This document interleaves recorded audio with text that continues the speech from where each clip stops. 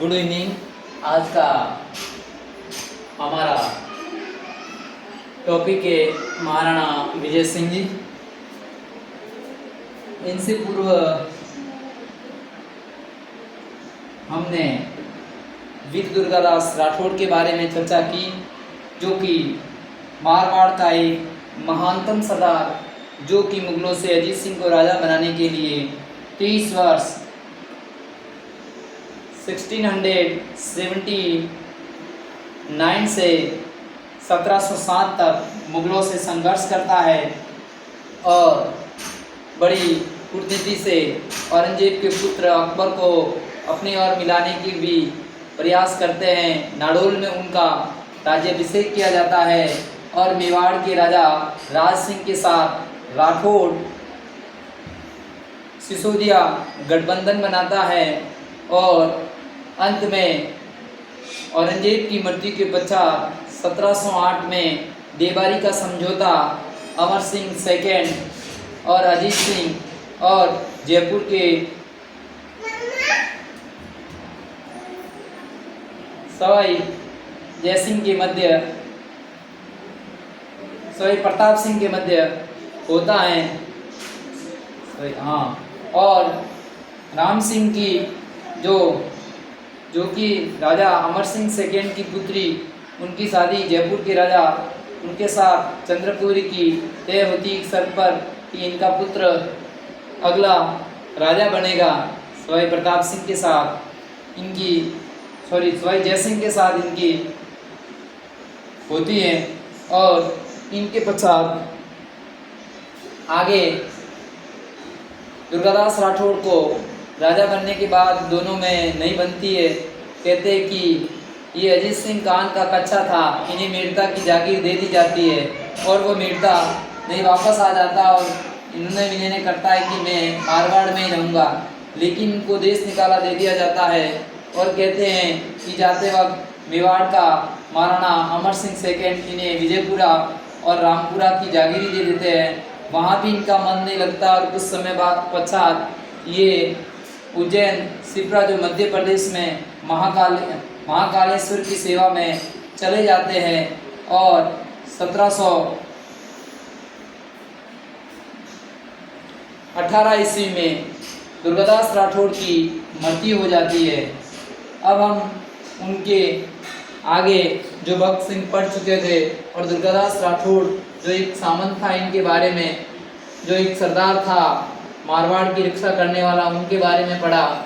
अब है हमारा टॉपिक महाराजा विजय सिंह, जिनके बारे में हमने कुछ जानकारी तो पहले पढ़ी थी और जैसा कि इसके बारे में कुछ जानकारी तो मैं पहले बता चुका हूँ। तो महाराजा विजय सिंह जी जो कि 1753 में मारवाड़ के राजा बनते हैं और इनके समय में इन्होंने बड़ी विजयशाही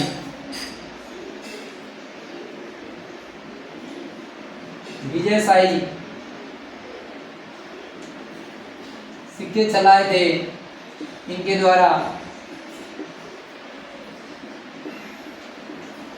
और फिर इनके समय में इनकी एक आसमान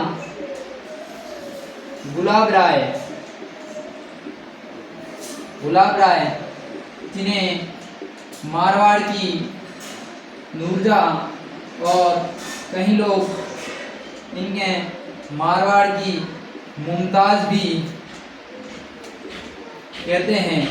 जिस तरह से जागीर की पत्नी नूरजहाँ का राज्य में और आदेशों में उनका हस्तक्षेप था, उसी प्रकार गुलाब राय का भी बहुत ज़्यादा हस्तक्षेप था और गुलाब राय ने गुलाब सागर जोधपुर सिटी के अंदर अभी भी विद्यमान है, गुलाब सागर का निर्माण गुलाब राय द्वारा करवाया था और गुलाब राय के कहने पर शिकार पर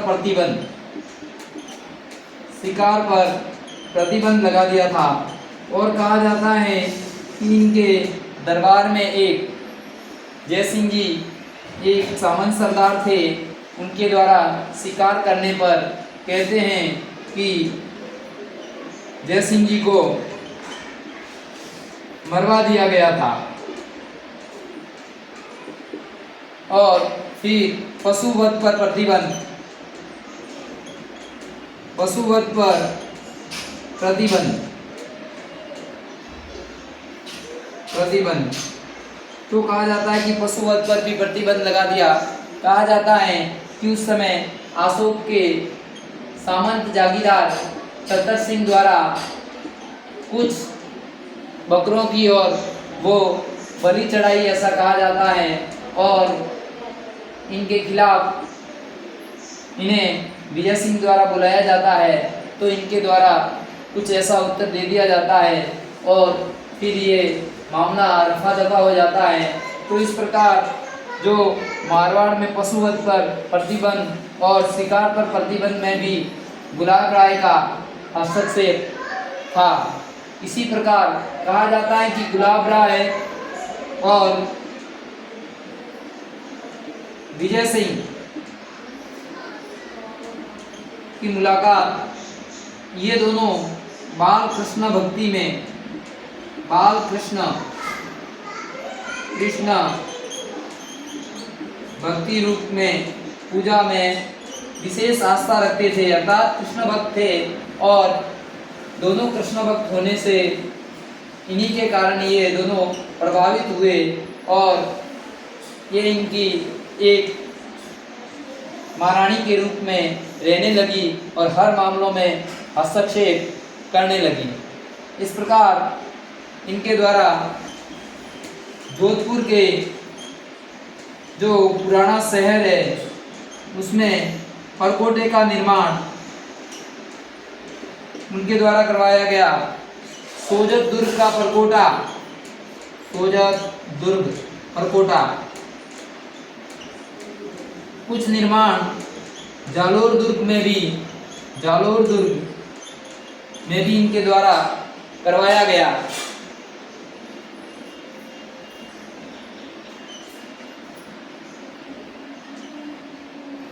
और विजय सिंह के समय कहा जाता है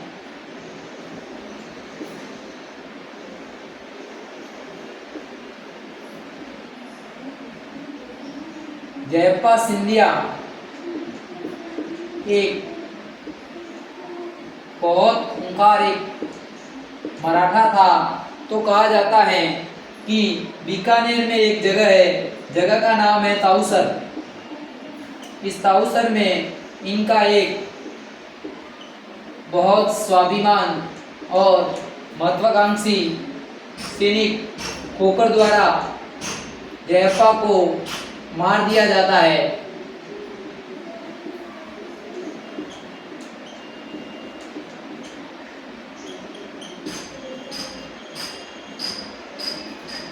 तो इस प्रकार हम विजय सिंह जी के बारे में कि विजयशाही सिक्के चलाए, पासवान गुलाब राय के प्रभाव था, गुलाब सागर का निर्माण, शिकार पर प्रतिबंध, जयसिंह को मरवा दिया था, पशुवध पर, जोधपुर शहर परकोटे का निर्माण, सोजत दुर्ग का परकोटा, जालोर दुर्ग का परकोटा, और अभी बाल रूप की कर रहे हैं तो जोधपुर में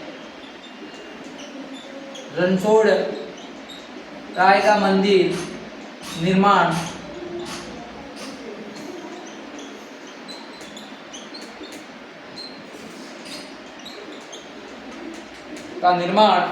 उनके द्वारा करवाया गया। तो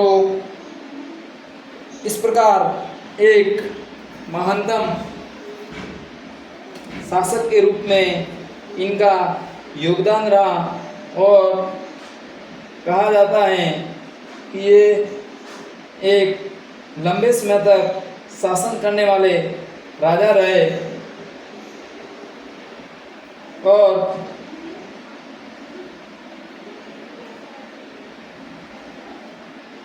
इनके समय में मराठों के एक युद्ध हुआ और कहा जाता है कि मराठों के साथ डीबोई एक मराठा था। दोनों के विजय सिंह के मध्य संघर्ष होता है और इस संघर्ष में विजय सिंह की हार हो जाती है और समझौता करके इनको अजमेर का क्षेत्र मराठों को देना पड़ता है।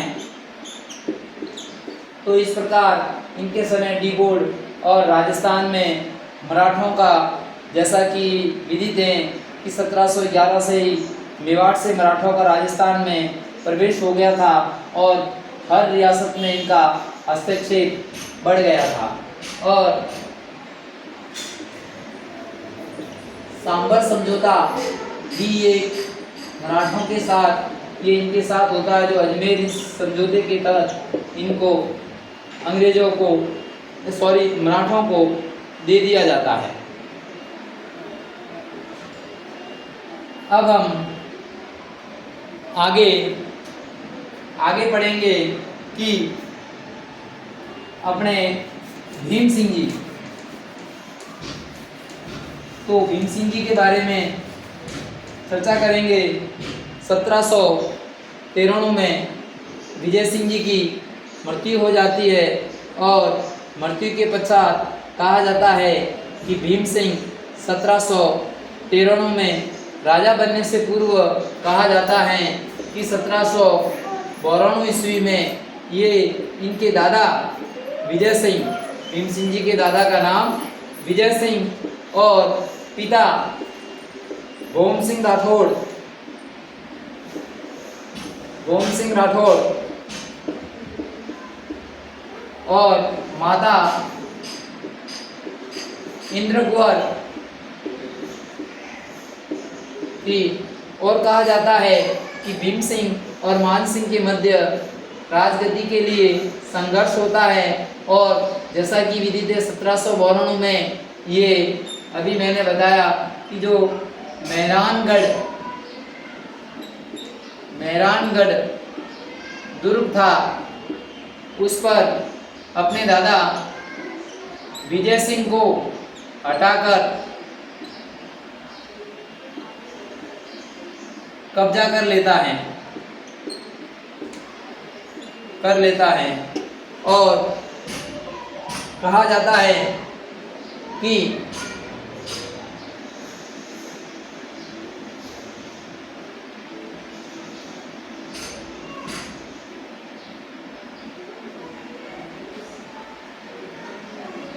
ये अपने भीम सिंह कब्जा कर लेता है और वहाँ पर अधिकार कर लेता है। और कहा जाता है कि इनके समय में मेवाड़ के राजा महाराणा जो भीम सिंह होते हैं उनकी पुत्री का नाम कृष्ण कुमारी होता है और कृष्ण कुमारी की सगाई भीम सिंह राठौड़ के साथ तय होती है। लेकिन विधि का विधान ऐसा था कि 1803 में भीम सिंह जी की मृत्यु हो जाती है और भीम सिंह की मृत्यु के बाद कृष्ण कुमारी की शादी जयपुर के जगत सिंह के साथ सगाई तय कर दी जाती है। इधर इनकी मृत्यु के पश्चात मारवाड़ का राजा मान सिंह बनता है और वह कहता है कि ये तो मारवाड़ का अपमान है, सगाई यहाँ की है तो अब शादी यहीं होनी चाहिए। अर्थात उनके साथ नहीं तो मान सिंह शादी करने के लिए तैयार थे, लेकिन सगाई इनके साथ तय कर ली गई और 1807 में जगत सिंह और मान सिंह के मध्य गिंगोली, जो कि वर्तमान पर्वतसर कुचामन डिडवाना कुचामन डिडवाना कुचामन जिले में स्थित है। वहाँ पर दोनों के मध्य संघर्ष होता है और संघर्ष में जगत सिंह जी की विजय हो जाती है। कहते हैं कि इनमें मराठों का अंत में मान सिंह सहयोग लेते हैं और भीम सिंह पर दबाव डाल दिया जाता है और अंत में ये कहा जाता है कि 1810 में कृष्ण कुमारी है जो कि रहस्यमय तरीके से इसकी हत्या हो जाती है। कुछ तो कहते हैं कि पिंडारियों द्वारा विष देने के कारण मृत्यु हुई। तो एक प्रकार से तीन राजाओं के मध्य ये संघर्ष में एक राजकुमारी को अपनी ये लीला समाप्त करनी पड़ी, अपना जीवन समाप्त करना पड़ा। तो 1810 में कृष्ण कुमारी को विष दिया जाता है और इसकी ये मर जाती हैं। तो इस प्रकार भीम सिंह जी के बारे में यह जानकारी थी। इनके पश्चात जैसा कि भीम सिंह के ये उत्तराधिकार का संघर्ष था, तो इस दौरान हम मान सिंह के बारे में पढ़ेंगे। तो मान सिंह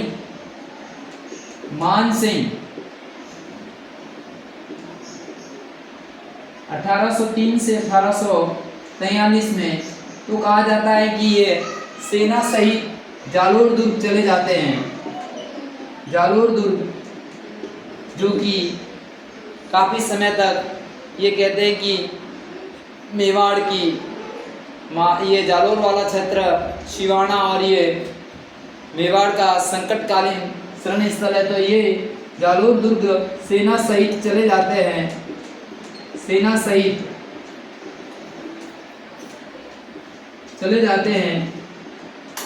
और कहा जाता है कि एक दिन मान सिंह अपने सैनिकों को, जो कि पानी में आता है तो पानी खत्म हो जाता है, तो पानी भरने के लिए को भेजते हैं और आते वक्त इन्हें वहाँ दुर्ग के आसपास एक साधु मिलता है, जिन साधु का नाम देवनाथ था। देवनाथ सिपाहियों को रोकता है और कहता है कि जल पिलाओ। तो इनको पानी पिलाया जाता है और कहते हैं पानी पिलाया जाता है और कहते हैं कि वो पानी लाया, वो साधु देवनाथ पूरा पी लेते हैं और वापस ये पानी भर के आते हैं और इनसे पूछते हैं कि यहाँ किस कारण आए। तो ये बताते हैं कि महाराजा ये राजकुमार भीम सिंह जी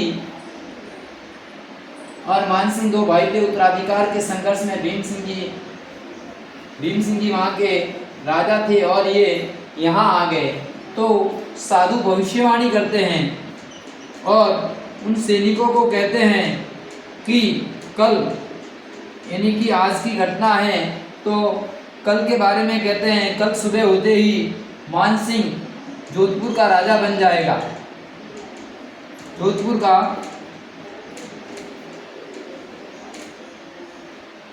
राजा बन जाएगा।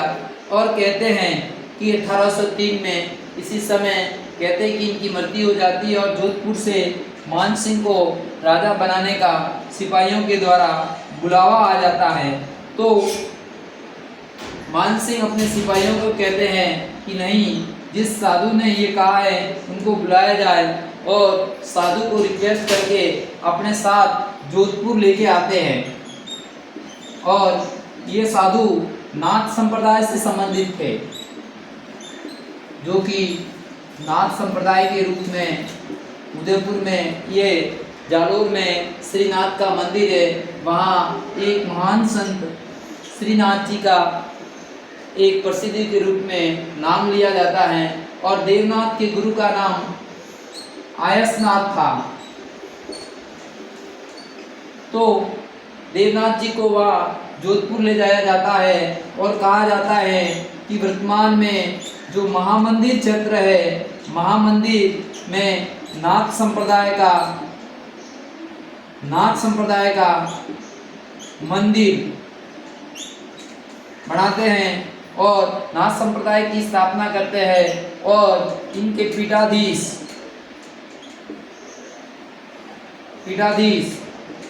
देवनाथ को बनाया जाता है। कुछ समय पश्चात कहा जाता है कि परी मान सिंह के द्वारा नाथ संप्रदाय पर नाथ चरित्र नामक पुस्तक की रचना की। कई बार एग्जाम में आ सकता है कि नाथ चरित्र की रचना किसने की, तो स्वयं मान सिंह द्वारा नाथ चरित्र की रचना की और इनके द्वारा एक लिखा गया। और कृष्णा विलास जो कि स्वयं मान सिंह एक अच्छे विद्वान थे, तो उनके द्वारा लिखा गया। और फिर कहा जाता है कि महामंदिर में देवनाथ की मृत्यु के पश्चात कहते हैं कि देवनाथ के भाई और देवनाथ के पुत्र के बीच में आपसी में विवाद हो जाता है। भीमनाथ दोनों के मध्य आपसी में विवाद हो जाता है और कहा जाता है कि ये विवाद इतना बढ़ जाता है। लाड़ूनाथ जो देवनाथ के पुत्र हैं और ये देवनाथ के भाई हैं, और ये दोनों में विवाद हो जाता है। और इस विवाद को सुलझाने के लिए मान सिंह बुद्धिमत्ता से काम लेते हैं और वर्तमान में जो उदय मंदिर का क्षेत्र है, बोलते हैं उदय मंदिर, वह मान सिंह के द्वारा ही निर्माण करवाया गया। कहते हैं कि लाड़ूनाथ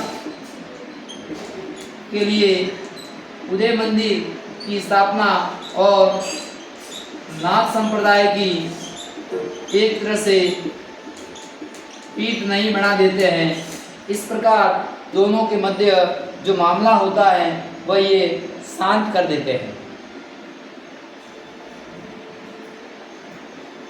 और इसी प्रकार कहा जाता है कि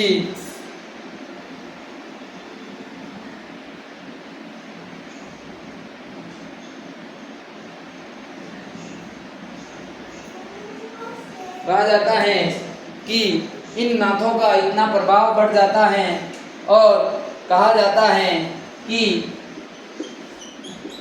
गुलाबनाथ के नेतृत्व में ये विद्रोह कर लेते हैं। और कहा जाता है कि उस समय एक अंग्रेज अधिकारी सदरलैंड द्वारा उस विद्रोह को दबाया जाता है। तो कहते हैं कि इन नाथ संप्रदायों का इतना बढ़ जाता है कि मारवाड़ पर हस्तक्षेप विद्रोह कर देते हैं। तो उस समय कहते हैं कि 1818 में अंग्रेजों के साथ में संधि। तो प्रश्न आता है कि अंग्रेजों के साथ संधि करने वाला मारवाड़ का राजा मान सिंह था, तो सदरलैंड उस विद्रोह को दबा देते हैं। अब इनके दरबारी विद्वान बांकीदास, जिनके द्वारा बांकीदास ख्यात जो कि मारवाड़ के इतिहास की और इनसे पूर्व राजा हुए उनकी सामाजिक, आर्थिक और राजनीतिक उपलब्धियों के बारे में जानकारी देते हैं। और इनके द्वारा बेहद खूबसूरत एक कविता लिखी। उस कविता का नाम है अंग्रेज आयो मुलक रे माए, मुलक रे ऊपर। अंग्रेज आयो मुलक रे ऊपर, अर्थात कहते हैं कि अंग्रेज हमारे राजस्थान के क्षेत्र में घुसपैठ और अंदर उनका प्रवेश राजनीतिक, सामाजिक हस्तक्षेप के रूप में और आर्थिक रूप से होने लगा है। और उनके द्वारा रचना मान देसन मंडल की रचना इनके समय की है। और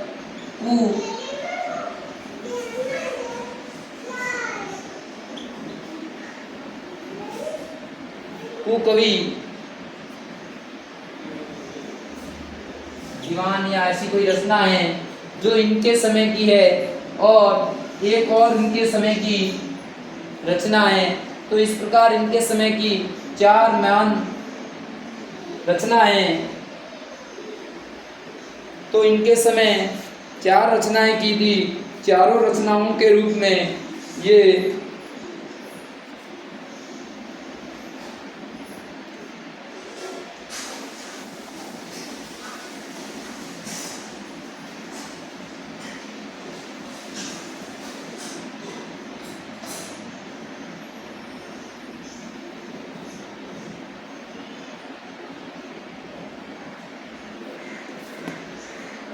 कुकवि बत्तीसी, कुकवि बत्तीसी और दातार बावनी। तो कई बार एग्जाम में प्रश्न आ जाता है कि मान सिंह के समय कौन कौन सी रचना हुई। तो बांकीदास री ख्यात, अंग्रेज आयो मुल्क रे ऊपर, ये बांकीदास री है। मान जैसन मंडन और फिर कुकवि बत्तीसी और दातार बावनी की रचना इनके समय हुई। और कहते हैं कि एक भोसले अप्पाजी भोसले को, जो कि अंग्रेजों के विरुद्ध में था, अंग्रेजों के विरुद्ध में था, इनको अपने यहाँ शरण दी थी उनके द्वारा कहने पर। तो कहते हैं कि हमारे द्वारा शरण दी हुई उनको हम वापस नहीं करेंगे। तो याद रखना इनको ये द्वारा मान सिंह, जो कि एक बार मैं रिवाइज कर देता हूँ कि नाथ संप्रदाय की स्थापना करते हैं देवनाथ द्वारा, महामंदिर की स्थापना, और फिर लाडूनाथ और इनके पुत्र के मध्य, भीमनाथ के मध्य विवाद होता है। तो लाडूनाथ के लिए उदय मंदिर का निर्माण करवाते हैं और नाथों पर स्वयं मान सिंह ने नाथ चरित्र की रचना की और कहते हैं कि देवनाथ के आशीर्वाद से राजा बनते। तो यहाँ ये इनके द्वारा स्थापना करते हैं और फिर हम इनके द्वारा नाथ चरित्र की रचना की। इनके समय में एक महान कवि जिनके द्वारा बांकीदास री ख्यात, जिसमें बीकानेर की अच्छी जानकारी इसमें दे रखी है। फिर इनके द्वारा बांकीदास द्वारा अंग्रेज आयो मुल्क रे ऊपर, फिर मान जैसन मंडल, कुकवि बत्तीसी और दातार बावनी की रचना इनके समय हुई और कृष्ण विलास इनके द्वारा लिखा गया। तो आशा करता हूँ कि मेरे द्वारा दी गई जानकारी आपको अच्छी लगी होगी। और अब मध्यकालीन भारत का जो इतिहास में टॉपिक है वो लगभग राजस्थान के इतिहास में, जैसे मारवाड़ का इतिहास पूरा हो चुका है। अब हम मारवाड़ के इतिहास के संबंधित महत्वपूर्ण प्रश्नों पर 2